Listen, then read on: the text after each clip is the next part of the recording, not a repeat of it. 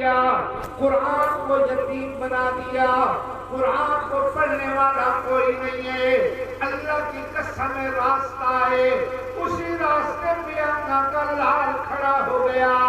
لا طریق الا طریق بعد احد طریقہ وقام قد قامہا، آقا کا لال راستے پہ کھڑا ہے۔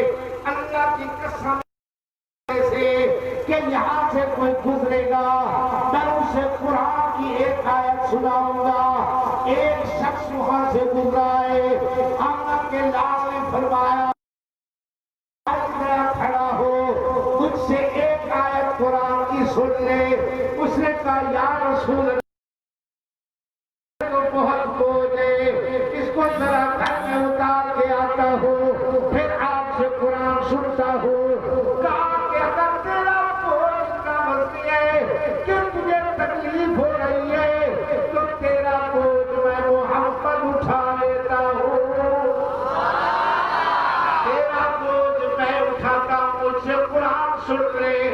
آج میرے دوستو وہی قرآن آقا کا لال کا مظلوم بن چکا ہے، وہ خدا کا گھر ہے جو ویران پڑا ہے، اس میں کوئی نمازی نظر نہیں آتا، قرآن پڑھنے والا نظر نہیں آتا، لیکن میرے اللہ نے کہا تھا اور میرے بندے جب تم مر کے قبر میں آئے گا، قبر کے پہلے سینے پر تجھ سے یہی سوال دہرایا جائے گا، پوچھا جائے گا تجھ سے من ربو کا، تیرا رب کون ہے؟ اس وقت کیا جواب دے گا؟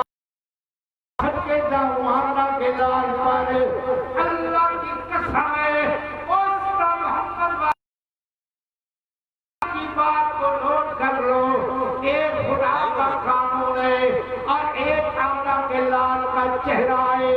جہاں خدا کا قانون اور آقا کے لال کے چہرے کا آپس میں ٹکراؤ آ جائے، آمنے سامنے آ جائے، اللہ کی قسم اپنے قانون کو پیچھے کر دیتا ہے، آقا کے لال کے آگے کر دیتا ہے۔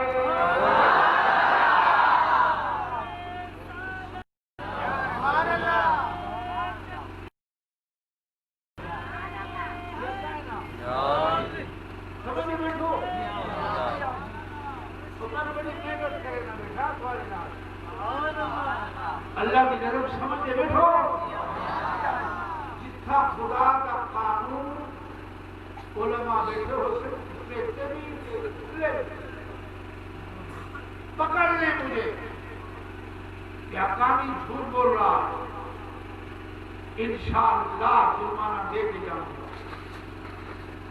لیکن جانے کے بعد نہیں بولنا کہ حقانی یہ بول گیا، تو پوچھنے والوں کی عادت ہے۔ جانے کے بعد آج ایک دن بات کر جاؤں گا، پھر پوچھتے رہنا ہوتے والوں، بولیوں سے پوچھتے رہنا کہ یہ دوسرا ہنگامہ کھڑا ہے، نہیں بات کر جاؤں گا آج ایک